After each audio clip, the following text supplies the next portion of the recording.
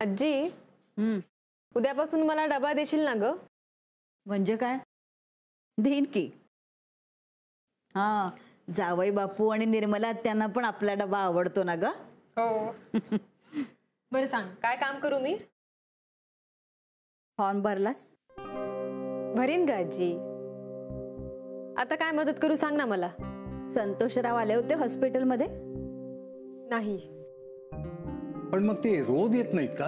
आजोबा, मी ऑलरेडी तुम्हाला सांगितलंय की त्यांना काम असेल तरच ते हॉस्पिटलला येतात, नाही तर मग कशाला येतील? नाही, मी आपलं सहज विचारलं. आजी, मी एकदा माझ्या कामाला लागले ना की मग मला वेळ नाहीये, म्हणून आत्ताच सांग मला काय करायचं ते. स्वयंपाकात नकोय मला मदत. तू तुझा जोडीदार निवड, हीच मला मदत आहे. म्हणून संतोषरावांचा विचार कर ना ग पुन्हा एकदा.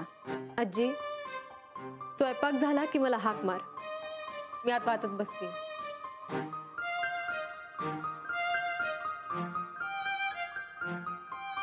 हिला अगदी त्यांचं नाव काढलेलं सुद्धा आवडत नाही.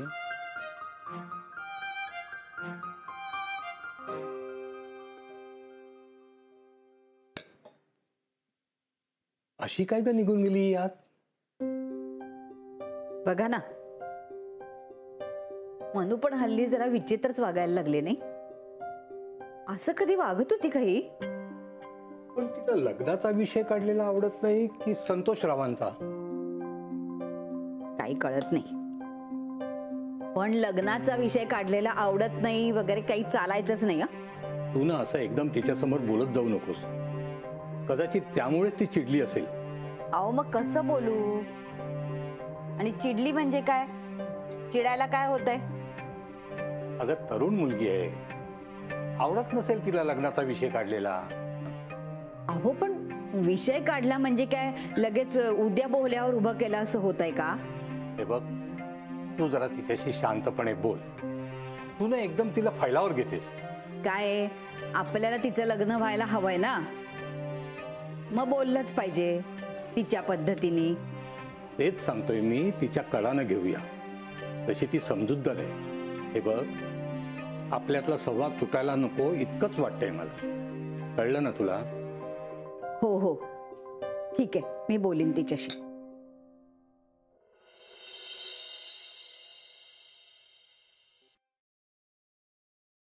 आई, मानसीताई कुठे आहे?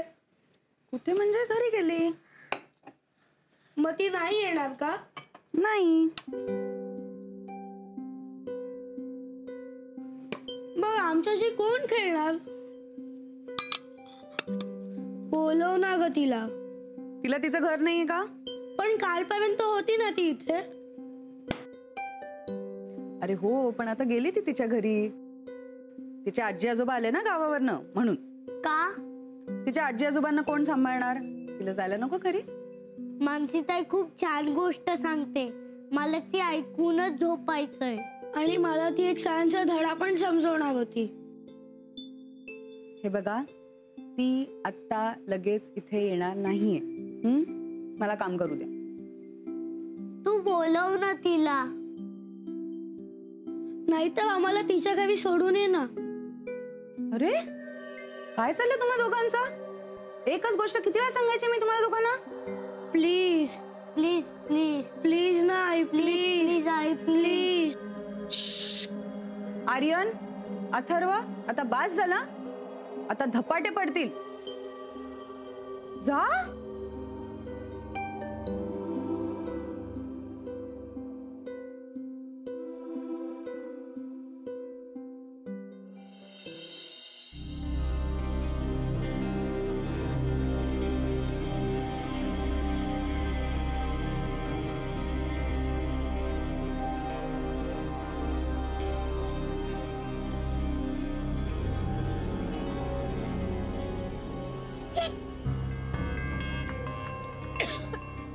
काय झालं मोनिका? काय होतंय? हा, खाली बस, सावकाश बस. काय झालं? काय होतंय? कसं तरी होतंय. कशामुळे? माहित नाही. पहिल्यांदाच होतंय का? आय थिंक जेव्हापासून रूम बदलली ना तेव्हापासून जास्तच त्रास व्हायला लागला. रूम शिफ्ट केल्यामुळे तुझी तब्येत कशी काय बिघडू शकते मोनिका? अरे आपली खोली किचनच्या जवळ आहे. किचन मध्ये फोडणी टाकली की लगेच खूप मळमळायला लागतं. उलटी सारखं होतं मला सारखं सारखं. डॉक्टर आहेस ना तू विक्रांत, सगळ्यांची काळजी घेतोस पण माझी. ठीक आहे, आपण शांतपणे बोलूया. ओके, रागा नकोय परत. मी आईला बोलावतो. आई, गीता काकी. काय रे, काय झालं? मोनिकाला किचनच्या वासामुळे त्रास होतोय, आपण काही करू शकतो का? अगो बाई, हो का? कशामुळे होतंय का असं? आई मला सगळ्याच वासांमुळे त्रास होतो. म्हणजे फोडणी टाकली ना की मळमळायला होतं किंवा काही तळलं की असं सहन होत नाहीये मला. नाही नाही, आपण एक काम करूया ना, आपण जास्त तळायला वगैरे नकोच. म्हणजे धूर होणार नाही आणि हिला त्रास होणार नाही. चालेल? हे बघ विक्रांत, आम्ही शक्य तितक्या फोडण्या वगैरे कमी करू आणि जास्त तळणार वगैरे नाही. गुड, मग काहीच प्रॉब्लेम नाहीये. मला आवाजाचा सुद्धा त्रास होतो. नाही म्हणजे हॉलमध्ये आवाज झाला नक्की गरगरल्यासारखंच होतं मला. काय आहे, आपली खोली हॉलच्या फार जवळ आहे ना, त्याच्यामुळे घरी कोणी आलं, गप्पा मारत बसलं किंवा ती मुलं खेळत बसली की तो आवाजच सहन नाही होत. मला फार त्रास होतो त्याचा. आय एम सॉरी, मला माहितीये मी खूप जास्त कंप्लेंट करते, पण मला मळमळतं.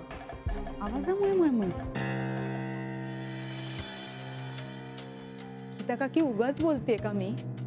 अगं मोनिका, तसं नाही, पण आमची काही बाळणपणं झाली नाहीयेत का? गीता काकी, तुमच्या वेळेला कदाचित सगळं वेगळं असेल आणि तुम्हाला असेल सवय आवाजाची. मला नाही सवय, मला त्रास होतो. मी काय करू? तुला थोडं सहन करावं लागेल. हा, अगदी बरोबर आहे मोनिका. बघितलंस तू विक्रांत? म्हणजे आई आणि गीता काकी, तुमचं म्हणणं असं आहे की मी समजून घेत नाही, मी ऍडजस्ट करत नाही. म्हणजे मला जो काही त्रास होतोय ते सगळं चूक आणि बाकी सगळं बरोबर. हे बघ मोनिका, उगीच काहीतरी फालतू निष्कर्ष काढू नकोस. ओके, त्या दोघे ऍडजस्ट करायला हो म्हणाल्यात, पण तुला सुद्धा ऍडजस्टमेंट करावी लागेल. मला उलटी सारखं वाटतं. ह्यात मी काय ऍडजस्ट करणार आहे? तू इथे आहे काय? चाललंय काय? जमून करताय काय? हिला ना जरा घरातल्या आवाजांचा त्रास होतोय आणि स्वयंपाकाच्या वासाचा, त्यामुळे त्याच्यावरतीच तोडगा काढतोय आम्ही. तोडगा काय करताय? सोपं आहे. हे बघ, मला तुला जर माणसांचा त्रास होत असेल तर तू वरती जाऊन झोप. तुला चालेल ना गीता? हो. आणि स्वयंपाकाच्या बाबतीत तुम्ही काळजी घ्यालच ना, त्या वासांची वगैरे? हो हो, ते आमचं ठरलंय.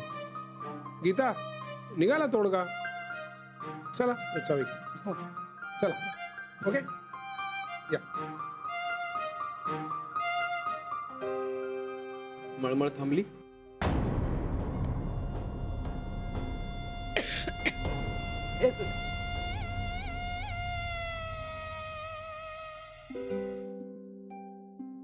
मनू, अगं बस बस बस. नको, मी पानं घेते ना. मला ना जरा तुझ्याशी बोलायचंय. अगं मी तुला सांगितलं ना, आजच नेमकं खूप काम आहे मला. अगं मी कसलाही हट्ट करणार नाही, कसलीही जबरदस्तीही करणार नाही. फक्त काही प्रश्न विचारणार आहे, तेवढी उत्तर दे म्हणजे झालं. कसले प्रश्न बाबा? मगाशी त्या तिघींच्या समोर तुझा फुटबॉल झाला होता तेव्हा तुझ्या मनात जे आले होते ते प्रश्न. अरे हॉस्पिटलमध्ये ना हे असे प्रश्न पडत नाहीत, कारण त्या विषयातलं तुम्हाला ज्ञान असतं, शिवाय माणसांचा तुमच्यावरती विश्वास असतो. पण घरात तसं नसतं. मला एक सांग, मोनिका सोडून अशी दुसरी कुठली गोष्ट की ज्यामुळे तू अस्वस्थ आहेस? मला नाही माहित. माहिती नाही म्हणजे? मला खरंच माहित नाही ग. अगं पण लग्न न ठरवण्याची, न करण्याची काहीतरी तर कारणं असतील ना. असं काहीच नक्की डोक्यात नाहीये माझ्या. अशी नव्हतीस बर का तू पूर्वी. आजी, मला सध्या फक्त माझ्या करिअरवर लक्ष द्यायचंय. अगं मग आपण तसा मुलगा बघू जो तुझ्या करिअरला हरकत घेणार नाही. कसं सांगू ग तुला आजी, समजतच नाहीये तुला. समजाव मला. पण बाबा, कधी कधी मलाच कळत नाही की समोरच्याला कसं पटवायचं. तिला कळलं पाहिजे आपण काय सांगतोय, तिला समजायला हवं ना ते. मला मान्य आहे मोनिकाचा स्वभाव थोडासा वेगळा आहे, शंकाच नाही. पण एक गोष्ट लक्षात ठेव, उत्तर मिळत नाही म्हणून गप्प नाही बसायचं. प्रश्न विचारायचे, समोरच्याला नाही, स्वतःला विचारायचं काय हवंय आपल्याला. तू ना म्हणू एकदा स्वतःला विचार काय हवंय ते. जी, तू परत सुरू झालीस ग. हो मग. अगं हे आता एकदा ठरवायला नको का म्हणू. तू काय आयुष्यभर एकटी राहणार आहेस का.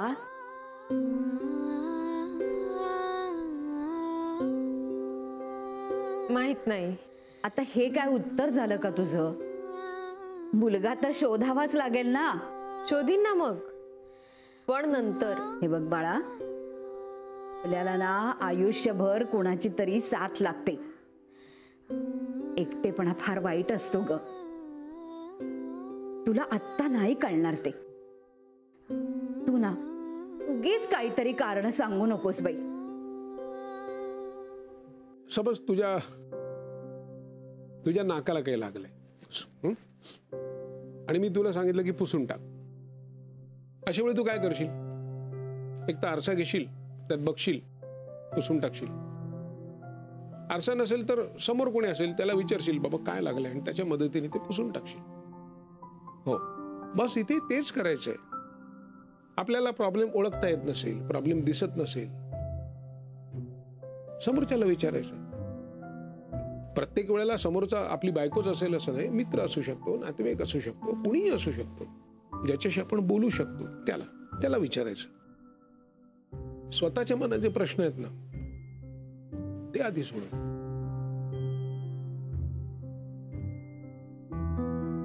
म्हणजे काय मदत लागली ना तर मी आहे ना. काय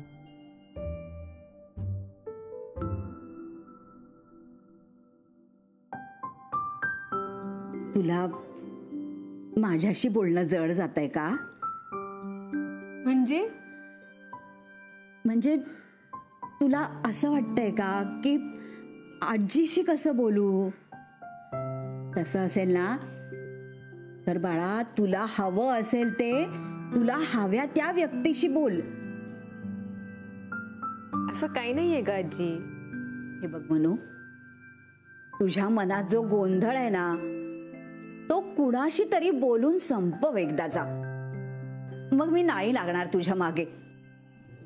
पण लग्नच करायचं नाही असं मात्र चालणार नाही. हा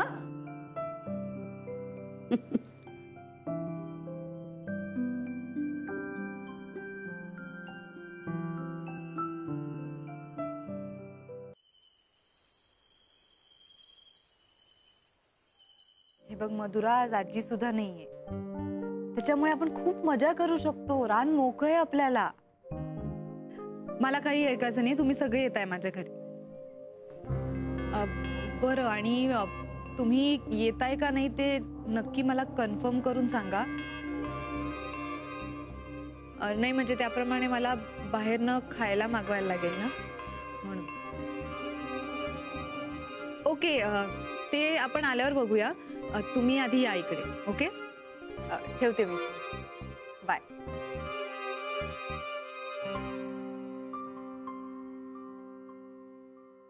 काय ग, तुझ्या मैत्रिणी परत आपल्या घरी येत आहेत. हो आई. त्यांना काही हवंय का. हवं असेल तर मी करते. काहीच नको आई. ऍक्च्युली त्यांच्या फरमाईश आहेत ना. फरमाईशी म्हणजे काय हवंय काय त्यांना. त्यांना जे काही पाहिजे ते मी बाहेरून मागवेन, काहीच टेन्शन नाहीये.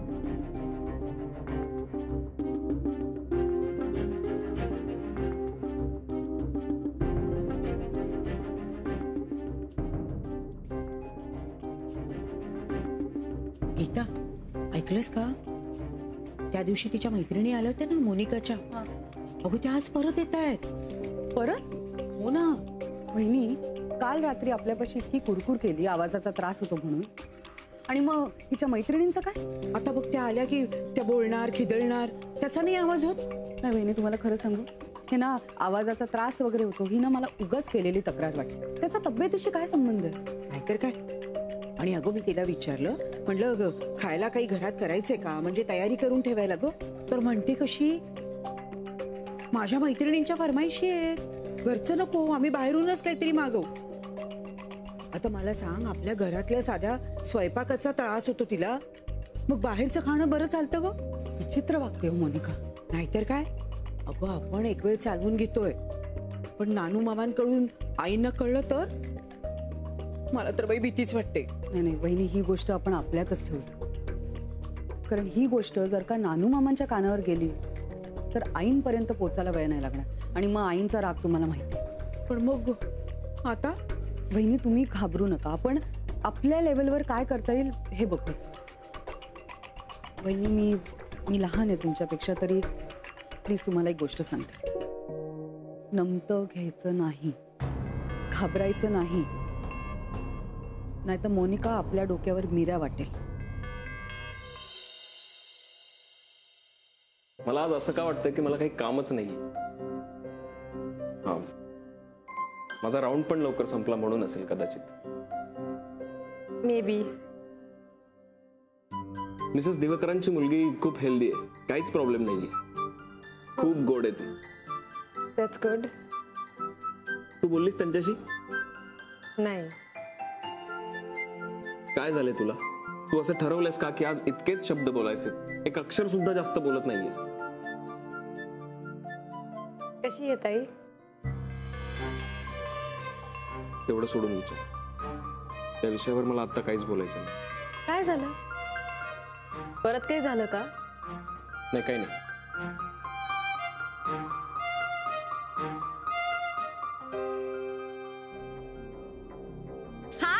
Hi. Come. How are you? Very good. Hello. कालच भेटलो. गाईज, मी तुम्हाला इंट्रोड्यूस करून दिलंय का? नाही. Okay, I will introduce. ह्या माझ्या सासूबाई. आई, ही सुनैना. हॅलो. नमस्कार. ही Medha.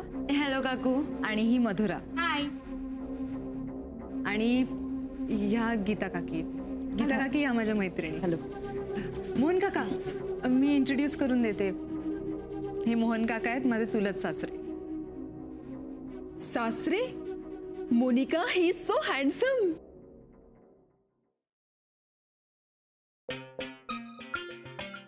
Yeah. Hello, uncle.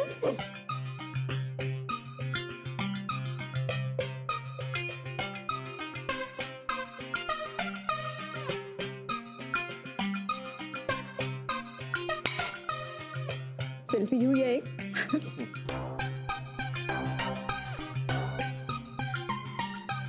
Nice selfie ना? See a nice selfie. Sunaina,